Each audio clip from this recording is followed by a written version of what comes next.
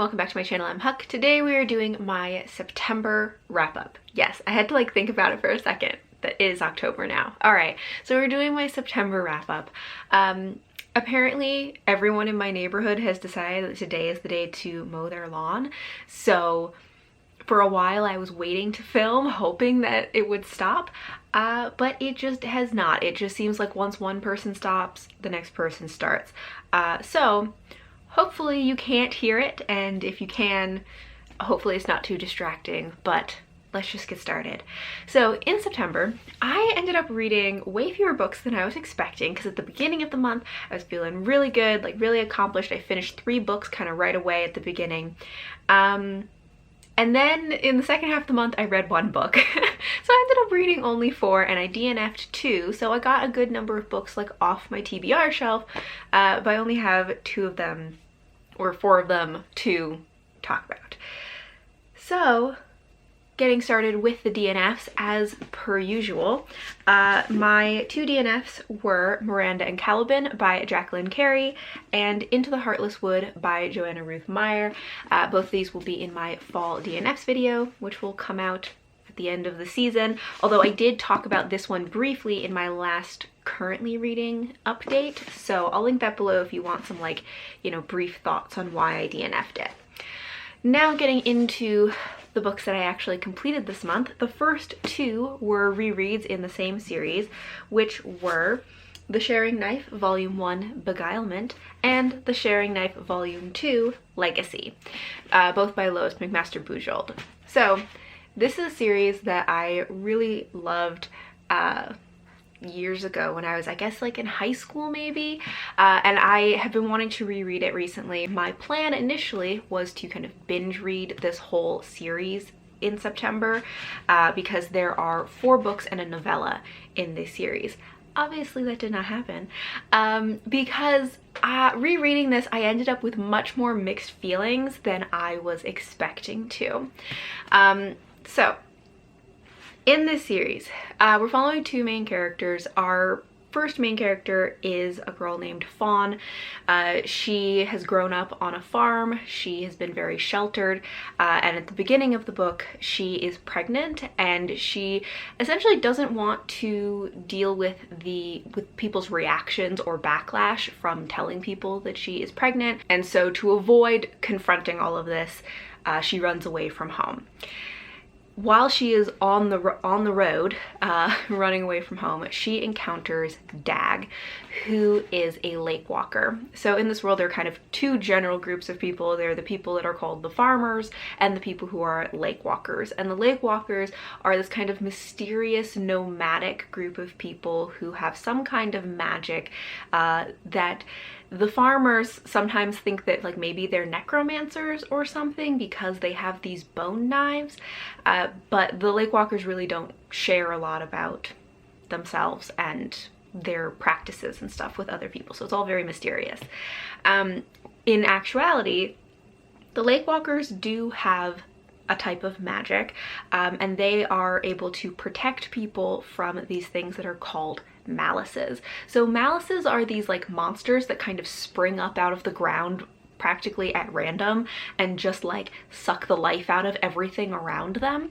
And the Lakewalkers are able to sense malices and able to sense essentially people's life essence. They call it your grounds, but it's kind of your life essence, and they're able to manipulate that and use it for things different kinds of magic and healing and stuff like that. And they do have a kind of magic that involves these bone knives that allows them to kill malices who are technically immortal. Anyways, to not get too far into it, that's kind of the gist of who the Lakewalkers are. Anyways, as Fawn is running away from home, she gets abducted essentially by a malice, and this is a malice that Dag has been tracking down to kill, and so he he saves her, and in the process some things happen with their magic and their grounds that kind of means that the two of them have to stick together for a while to sort some things out, and then in the process of kind of being stuck together for a while, they fall in love and have a romance. So this series is much more romance-centric than a lot of Lois McMaster Bujold's other series that I have read. It does have like a very interesting world and magic, but it definitely is focusing primarily on the romance. The romance in this book, you know, I had some very mixed feelings about. There were a few things, okay, there are just a couple of things that were like very different from how I expected, especially in pacing. Like, I didn't remember how quickly the romance develops in this.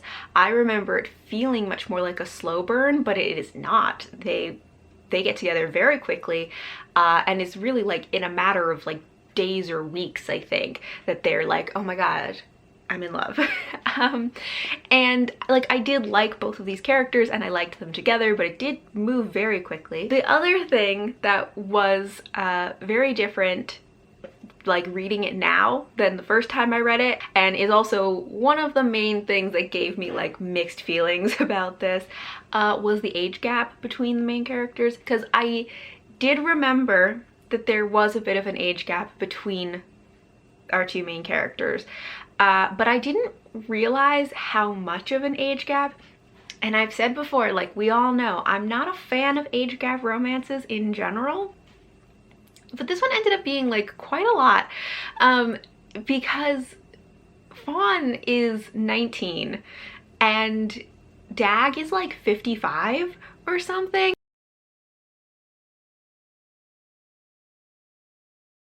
And they try to do one of these things about how, like, you know, Lakewalkers live longer, and so like he's not, like, he's still like, in the terms of his like lifespan, he's like earlier in his lifespan than like a farmer would be at 55, but it's still weird. He's actually like a couple years older than her dad, I think.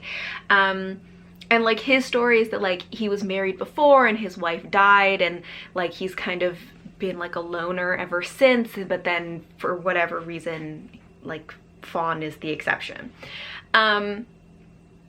Anyways, I just felt very conflicted about this because, like, as I said, I liked both of these characters and I did like them together, like their dynamic in general. I liked them together. There also is a certain amount of like nostalgia in the way I feel about them, because I read and enjoyed this series so much when I read it when I was like in high school. But reading it now, it just is like kind of weird. And so then for a while, okay, so in the first book, it bothered me a little bit less because as they're mostly traveling in the first book, and it's kind of just the two of them together, and the age gap, while like noticeable, is not like, it's not as prominent, I guess. But in the second book, they spend some time with Dag's Lakewalker community, and once they're like around other people, the difference in age just becomes more apparent and it just feels weirder. And that, like, progressively throughout the second book, I was more and more like, I don't like this. And then later in the book, some things happen where Dag starts like just making these kind of unilateral decisions without consulting Fawn or even just like giving her a heads up, like, I'm making some decisions about both of our lives. And she's totally fine with it, and she's pretty much just like, anything he does is perfect and amazing and just makes me love him more. But there's one point at the end where he like does something he very easily could have at least given her a heads up beforehand of like, look, I don't know how this situation's gonna go, but these are the things that I'm thinking could happen, or the outcomes that could happen, so just like, no. Didn't even give her a heads up about it, made a decision about their lives, and like, it just started to bother me more when it felt like he was no longer treating her like a partner, and then he was like treating her like a child, that he was like the adult who could just make these decisions about their lives without any input from her, instead of treating her like an equal partner in like making decisions about their lives. Anyways, that's kind of what made me eventually just go, you know what, I feel like I'm done with these. These were kind of disappointments. I gave them both 3 stars because like there were things that I liked. I do always think that Lois McMaster Bujold writes interesting worlds and magic. I wish that that had just been like more of a focus in this series. I do like the characters that she writes. They are always very like brave and very sensible. Even the way that they approach relationships, there usually isn't too much like angst or miscommunication. Like I like those things. There were things about the romance that I enjoyed. The age gap just like made it too weird for me. Anyways, they both got 3 stars. Okay, the next book that I read was The Witch's Heart by Genevieve Gornichek. So this is a retelling of the story of Angrboda, who is one of Loki's wives, and she was the mother of Hel and Fenrir, and also I don't know how to say the name, but the snake that like circles the earth. And Hel and Fenrir and that snake, I think, are all kind of destined to be involved in Ragnarok, which is like the end of the world. So going into this, we know that it's going to be a tragic story because it is about her and her children, and like they're gonna bring about the end of the world. So there isn't really like a happy way that this can end.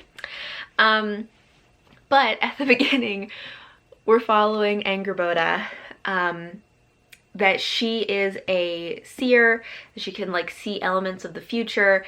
She refuses to share her gift with Odin, and so he decides to hunt her down, and she manages to escape and moves it like to kind of the wilderness in the forest, and Loki finds her, and the two of them like have a romance. And it's a very complicated romance because Loki is not an easy person to be in a relationship with. And yeah, so it's following her relationship with Loki, raising her children, and trying to protect them from this fate that is coming for them. And this book, so I started it actually a couple of months ago. I had started reading it. And I didn't get very far. For one thing, there are no chapters in this book. There are just like 3 large sections. Which was like weird, but anyways, I read some of it, and I wasn't loving the writing, for 2 main reasons. One being that I didn't really like some of the banter that Angrboda and Loki had, but also the style of writing, it does have this kind of like fairy tale feel to the way it's written, but it also has this feeling of like it really creates distance. You don't feel very like close to the character. And so I just was having a hard time getting invested in it. I switched to audiobook, which worked out well for me because I ended up finishing it. The audiobook narrator like was a good narrator.